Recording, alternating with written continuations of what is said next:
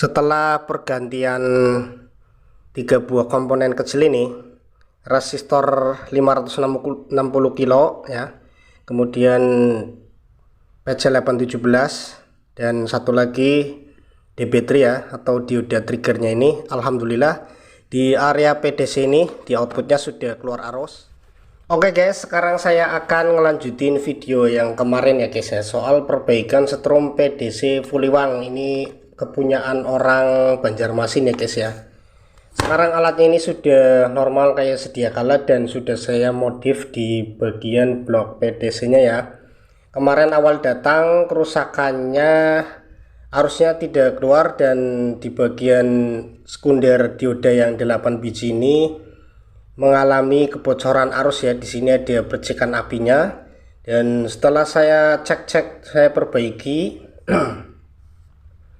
di bagian PDC nya ini ada sebuah resistor ya guys ya. Resistor ini nilainya 560 kilo ohm ya.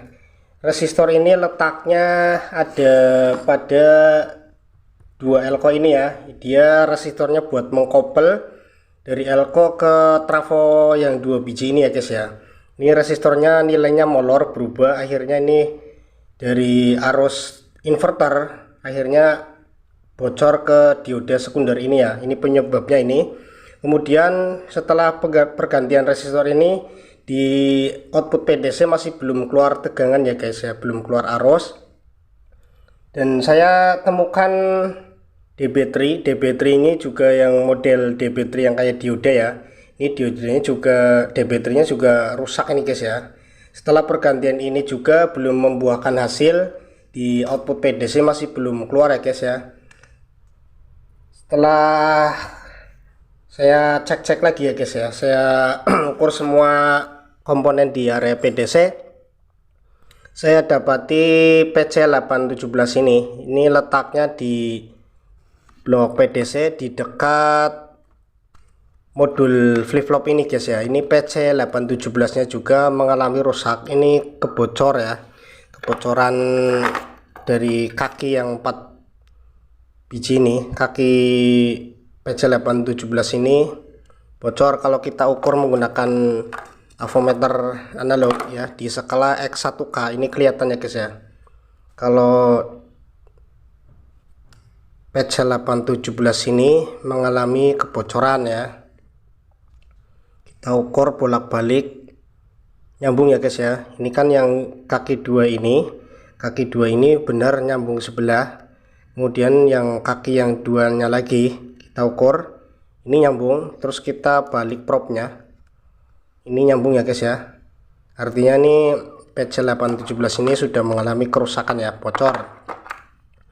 Setelah pergantian 3 buah komponen kecil ini, resistor 560 kilo ya, kemudian PC817 dan satu lagi DB3 ya, atau dioda triggernya ini. Alhamdulillah di area PDC ini di outputnya sudah keluar arus, dan sekaligus saya sudah modif untuk di blok PDC nya ya guys ya. Di PDC saya modif yang pertama induktornya ini sudah saya besarin gulungannya.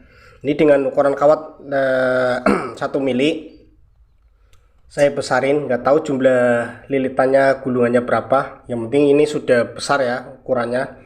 Ini sebanyak sekitar 1 on ya, 1 on saya gulung semua jadinya segini, pas ya. Jadi nggak terlalu besar, kalau terlalu besar juga nggak muat ya di papan PCB nya. Terus satu lagi SCR ya, SCR juga bawahnya ada 2, saya tambahkan 2 lagi jadi 4 ya. SCR nya jadi 4. Dan yang terakhir kapasitor ya, kapasitor ini bawaannya ada 3, saya tambahkan lagi dengan kapasitor melar warna merah. Ini yang biasa dipakai buat PDC 475J atau setara dengan 4 mikro ya. Sekarang sudah normal dan sudah saya modif untuk biar lebih mantap ya guys ya. Saya modif di bagian blok PDC nya ya. Jadi buat Bang Alung yang orang Banjarmasin, semoga puas dengan perbaikan atau servis yang dari saya ya guys ya. Jadi untuk Bang Alung terima kasih yang sudah mengirimkan alatnya ke sini, dan kondisi sekarang alatnya sudah normal. Sudah saya modif di bagian blok PDC nya agar lebih mantap. Sekarang saya akan tes juga biar Bang Alumnya yakin ya. Semoga yang punyanya juga nanti nonton video ini. Kita tes untuk lampu halogen yang 1000 watt. Saya menggunakan akinya yang 10 ampere ya guys ya. Dan indikator sudah menyala, terbaca tegangan aki 12,7. Ini untuk frekuensi saya tutup ya. Ini untuk flip flop, ini saklar untuk flip flop, dan ini saklar untuk tenaga frekuensi ya guys ya. Ini sudah saya off kan, flip flop saklarnya juga sudah saya off kan. Kemudian kita tes ini. Nah, tombol on off buat yang biasa buat PDC mini ya guys ya, kayak gini guys ya. Ini frekuensi sudah saya tutup, tapi di beban lampu halogen 1000 watt sudah menyala terang kayak gini ya guys ya. Cuma setelah di modif kayak gini, efeknya akan boros di aki ya, akan lebih boros di aki, karena pengaruhnya dari kapasitor dengan induktornya sudah saya perbesar ya. Jadi pengaruhnya cuman boros saja ya. Tapi untuk dampak positifnya, ini tenaganya jadi bertambah ya guys. Setelah dimodif kayak gini akan bertambah di kedalaman, insya Allah akan memuaskan ya guys ya, kayak gini. Kita coba naikin, cuman saya ngetesnya nggak berani lama-lama ya, takutnya lampunya yang nggak kuat ya. Yang kemarin saya tes saja sampai keluar asap lampunya ya guys, kayak gini ya guys ya. Ini yang mode standar. Kemudian kita tes untuk flip flopnya, kayak gini flip flopnya. Jadi kalau ada yang bertanya untuk aki yang 10 ampere tahan berapa jam, ini paling sekitar 5 menit 10 menit ya guys ya, nggak sampai 1 jam atau 2 jam, karena ini udah identik yang model kayak gini pasti boros sekali guys ya. Untuk aki minimal aki yang sekitar 30 ampere 50 ampere. Jadi untuk saran saya, kalau mau memperbaiki setrum PDC yang tidak keluar arus ya, yang pertama kalian cek dulu di bagian inverter. Di bagian inverter terutama di dioda dengan elko yang 4 biji ini yang 400 volt. Cek dulu kalau di sini udah ada tegangan, udah ada arusnya, atau di diodanya udah ada arusnya, berarti kerusakan pada blok PDC. Kemudian bertahap dicek semua komponen di area PDC, terutama ya DB3, terus PC817 di bagian SCR atau di bagian flip flop ya. Yang model kayak gini pasti ada PC817 nya 2 biji ya, beda yang PDC yang model lokal. Kalau yang lokal biasanya cuma di bagian flip flop aja ya, atau di bagian ini, di bagian SCR. Kalau ini kedua-duanya menggunakan PC817, yang di SCR ada PC817 nya, dan di flip flopnya juga ada PC817 nya. Jadi ini perlu diukur kedua PC817. Kemudian trim pot juga perlu diukur juga ya. Kalau ini rusak juga kadang arusnya tidak mau keluar. Kemudian kapasitor, kalau kapasitor jarang ya, jarang rusak. Kalau kapasitor jarang rusak. Kalau yang sering rusak ini antara SCR ya guys ya, SCR, DB3, kemudian PC817.